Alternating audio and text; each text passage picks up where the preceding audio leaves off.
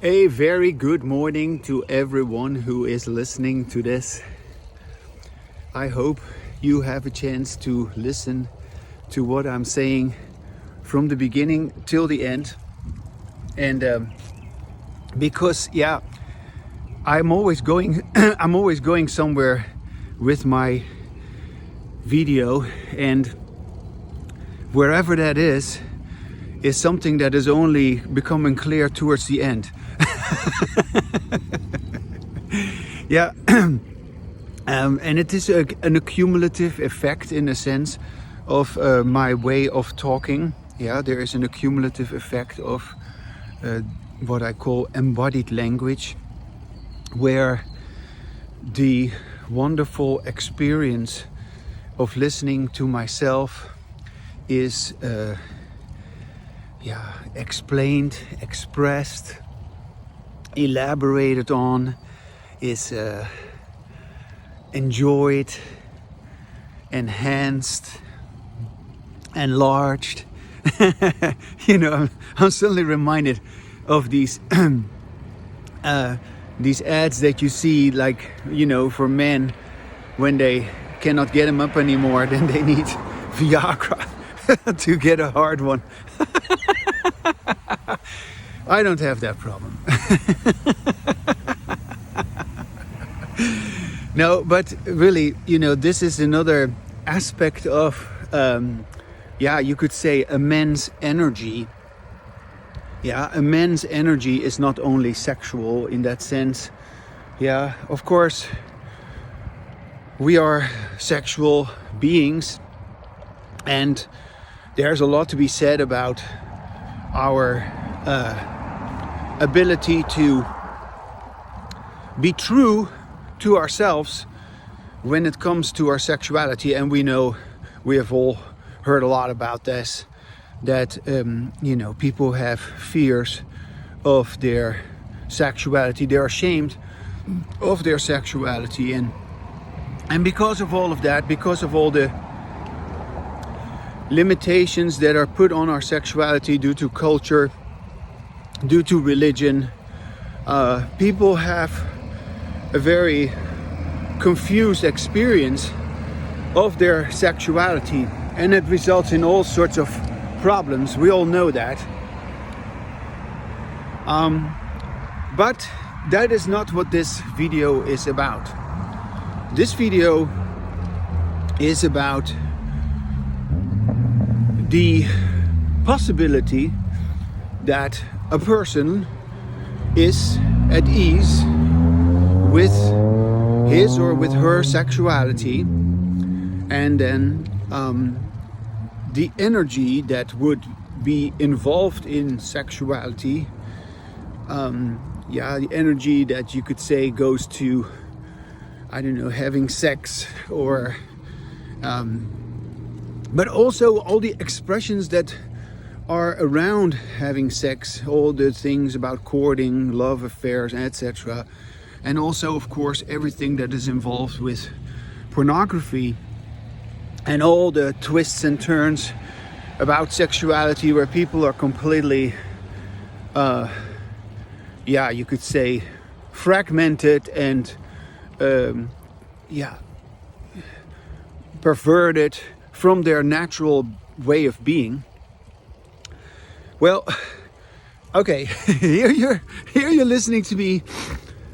I am feeling very much at ease with my sexuality, and although I haven't always felt that way, but I do feel that way right now.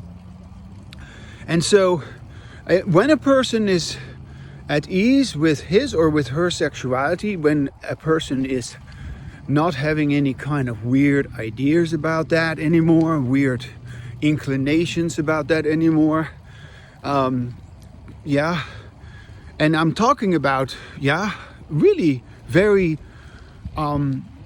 destructive phenomena here.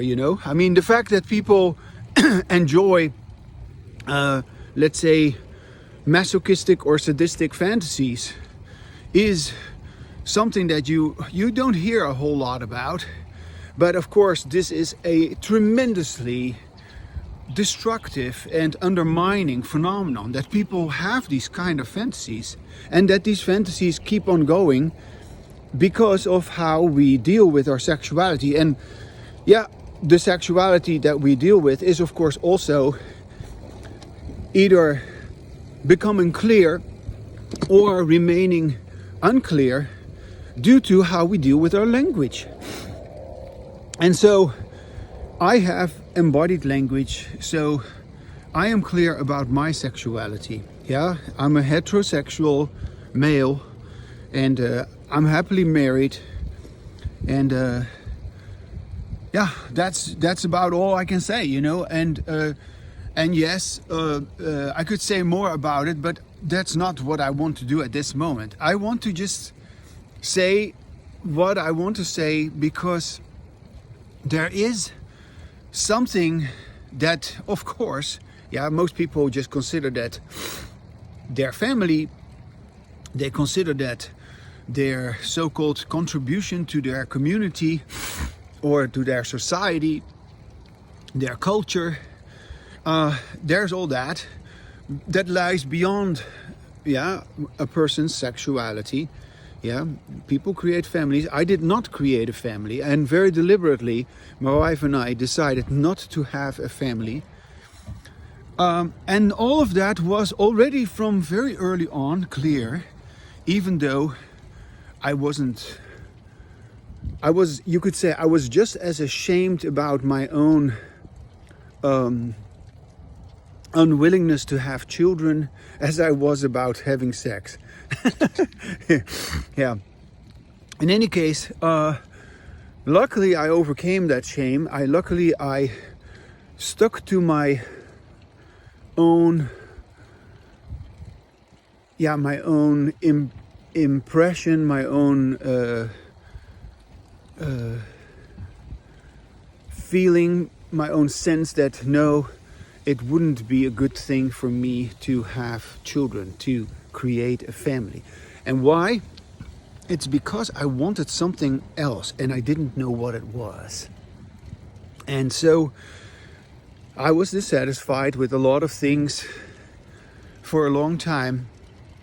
But in my relationship with my wife, it became clear to me, in our love relationship that is, that I could just be me and she could just be herself. And then there is this different way of dealing with our language, which has to do with a person's ability to just be him or herself. Yeah.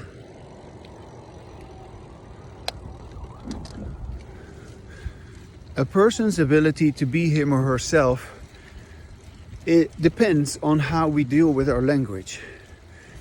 And so, and then when we're saying being yourself, of course, it involves more than just sexuality, as I've said. Of course, it deals with how does one on your left, thank you, how does one deal with one's energy? Yeah, everybody has a particular energy.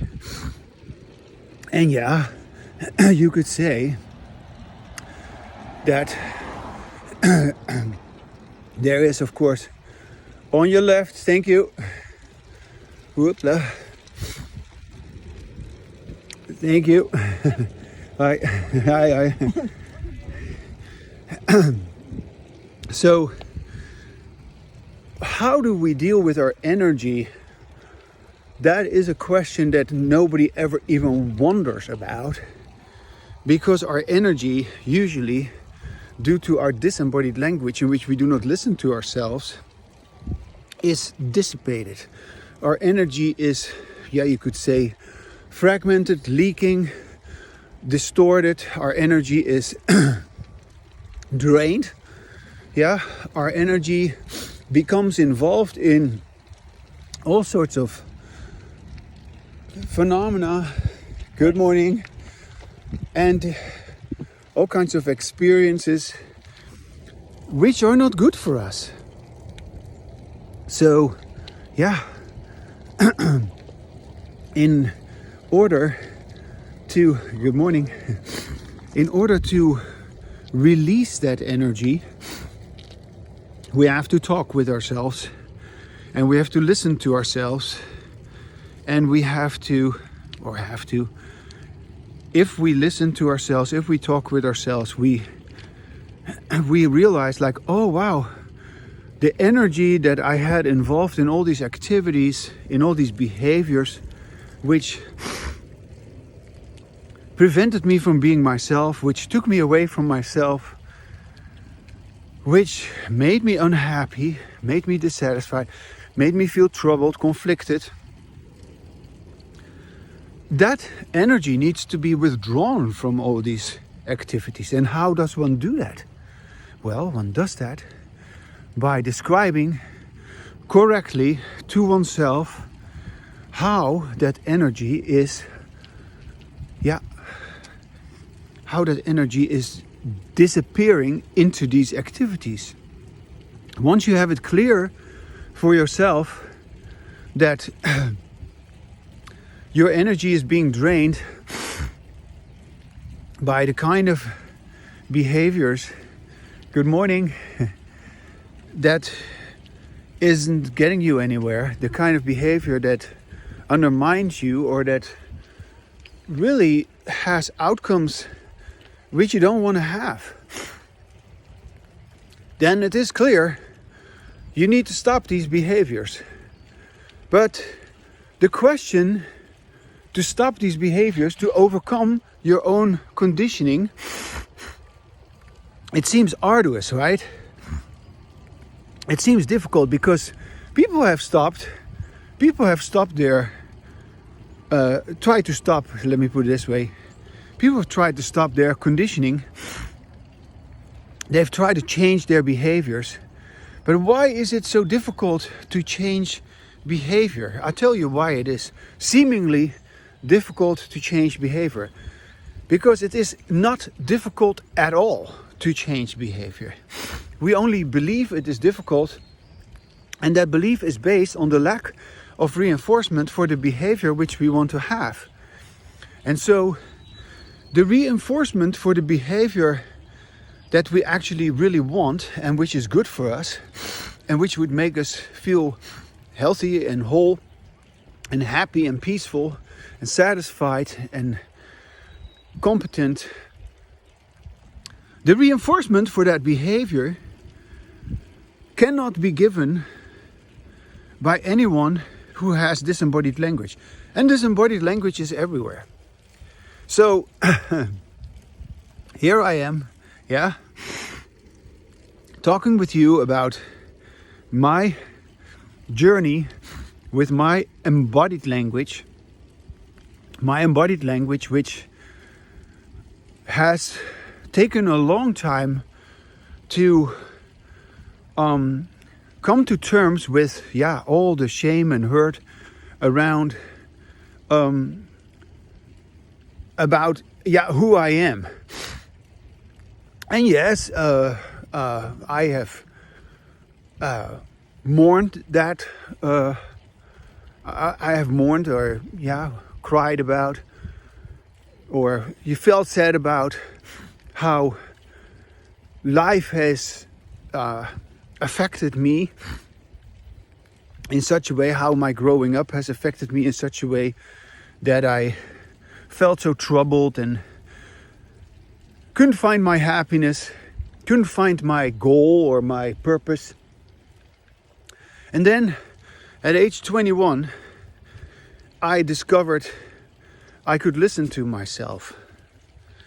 And so from that time on, I have been talking with myself and listening to myself. And I was saying some person this morning who was asking me about this. How do you change your behavior? Yeah. Oh, I hear coyote. That's wonderful.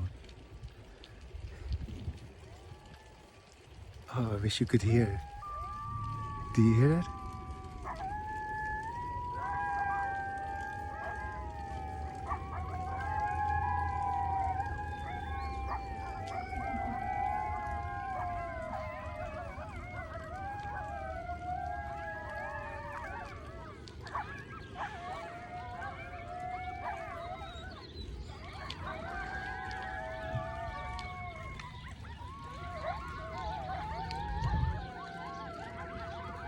I can see them. They're not too far away. They're in the field there.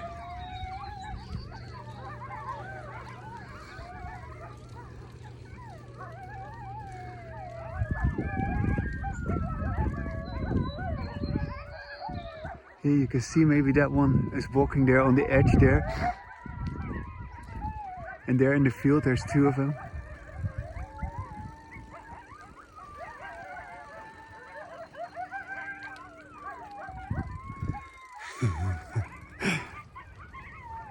So yeah, well, these wonderful animals, they are communicating with each other. And yes, they reinforce each other by singing like that, vocalizing their nature. And that's so wonderful.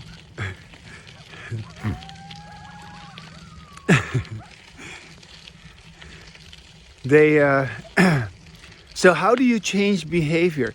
Behavior is changed due to reinforcement of others. Yeah? And so once we have embodied language, our behavior will change very quickly. And once you talk with me, your behavior, you do not need to go through all the trials and errors that I've gone through to acquire my ongoing embodied language.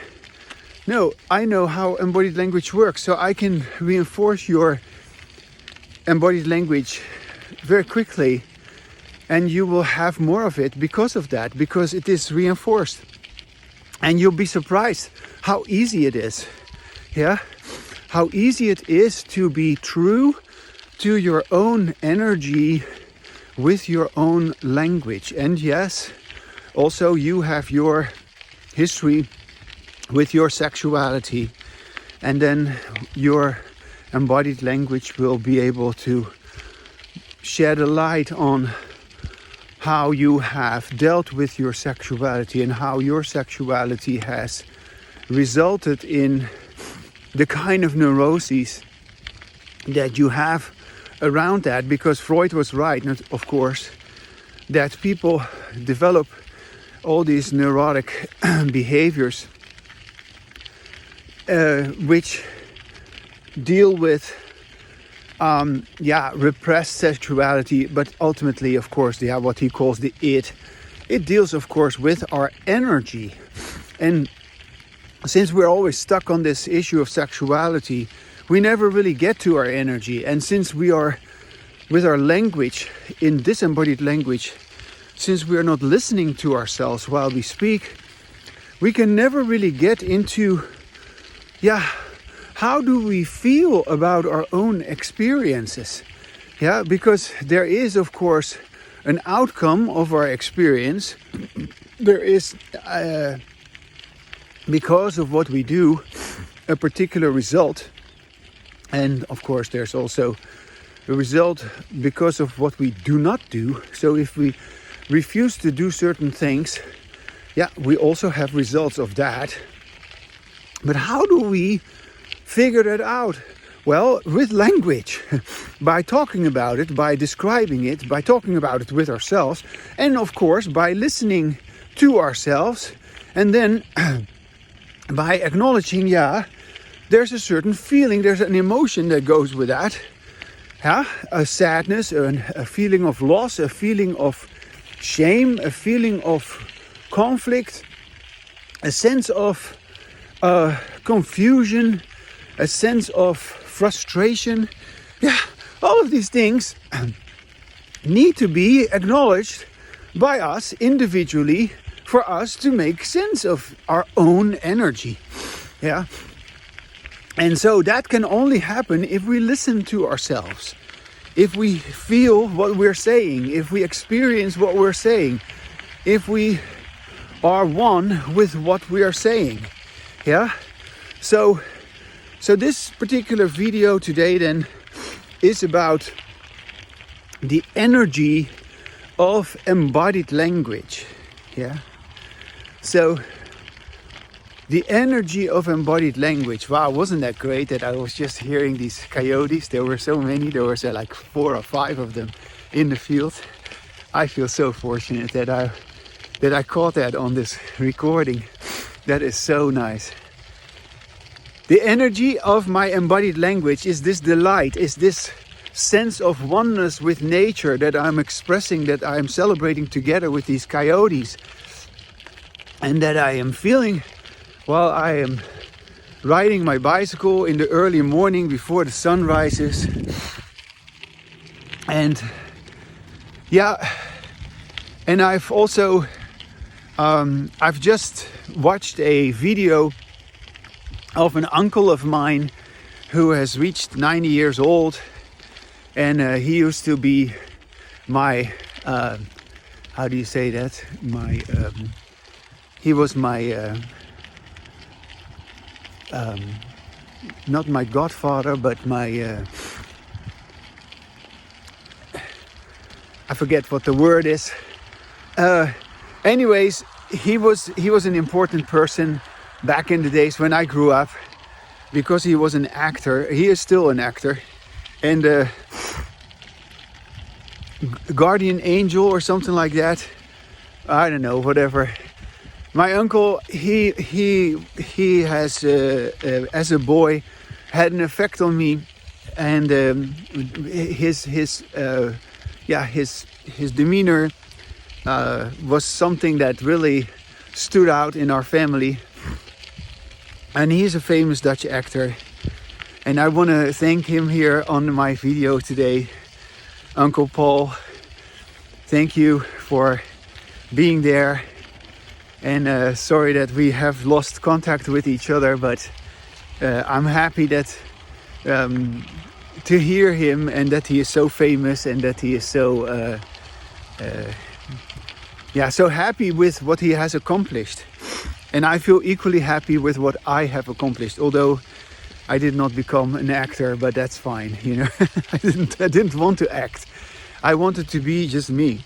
And so it is marvelous how today he is also all of a sudden there to to show himself, or to, I don't know, let me hear him how he is at this moment. And I'm proud of him. I am happy to hear him. Yeah, his name is Paul van Gorkum, a Dutch actor, and he's my uncle, and he was my my legal guardian, or whatever you call it. You know, when my parents would have died, I guess he would have adopted me or something. There was no need for that, but he was there at my birthday, or at my when I did my Holy Communion for the church, and that was a big event back then. Even though, looking back on the whole Christian belief, looking back on the whole indoctrination that has happened due to Christianity, that I've endured and that I've survived, it is all beautiful, and at the same time it's also horrible. It's weird how that is.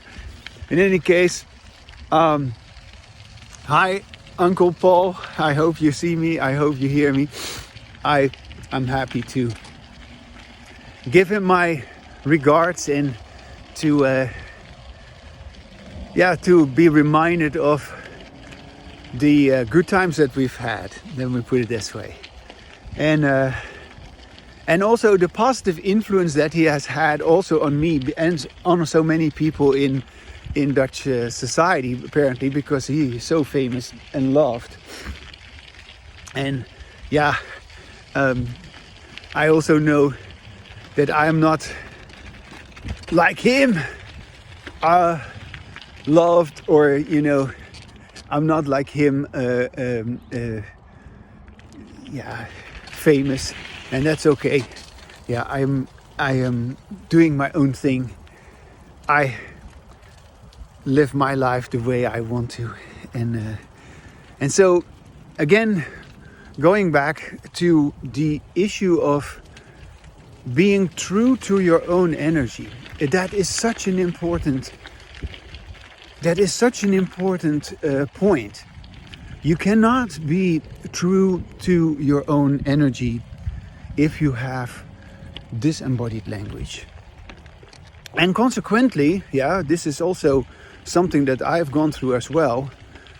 If you cannot have embodied language, then other things take over. And so we are busy with all kinds of things, all kinds of behaviors, all kinds of activities which are not working for us, which are not good for us, which are not making us happy. And so why are we busy with that? It is because we have disembodied language in which we cannot be true to ourselves. And so in disembodied language we do not listen to ourselves. In embodied language we listen to ourselves. So we can be true to ourselves with embodied language. Now, then you will stop doing the things which are not good for you. You will stop doing anything that affects you negatively or that affects anybody else negatively. Because why would you want to do anything that affects other people negatively? I don't want to affect you or anybody negatively. But I don't want to affect myself negatively either. And if what I do and say, if that affects me negatively, but it affects you positively, or presumably, because, you like to be in charge, you like to be the boss and you like to boss me around. Okay, so you want it to be that way. You don't want me to speak up at you. You don't want me...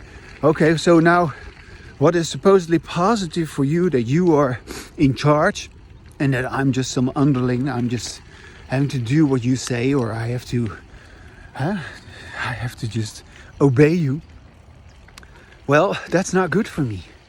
So in this case, I abandon you, I ignore you, I withdraw from you, I do not want to be with you, because being with you is not good for me. And I claim me being with you is also not good for you either. Because it is not good for you either to dominate me or anybody else for that matter. It is not good for you to, manipulate others, to make it seem as if you're better than others. It's not good for you. And to make it seem as if you're above others. No. All that is to your disadvantage. But you don't want to hear this from me. So, and I'm not going to tell you about it.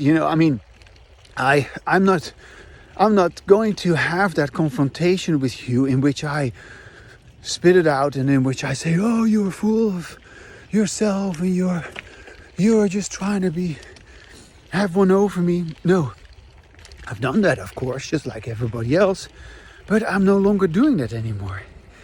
And that is how I come to be so happy and so stable and so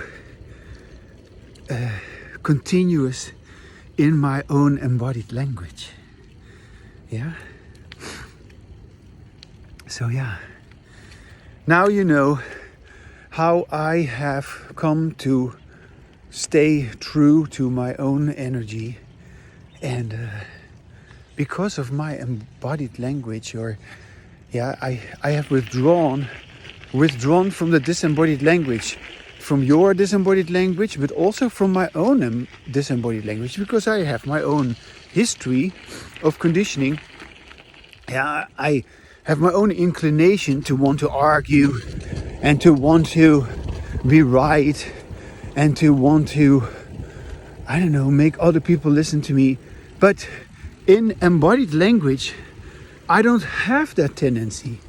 I am not like that. So there is also this aspect about embodied language, that in embodied language, you get to know yourself in a way that you have never known yourself before. Yeah? You believe to know yourself with your disembodied language, but that was not who you really are. And so, with your embodied language, you suddenly realize, oh, this is who I really am. Yeah, that's right. It is so beautiful.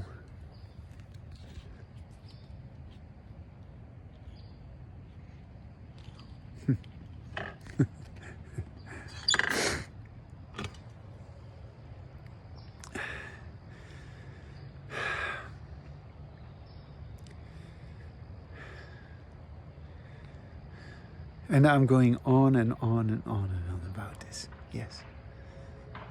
Yeah. That's the joy of my life.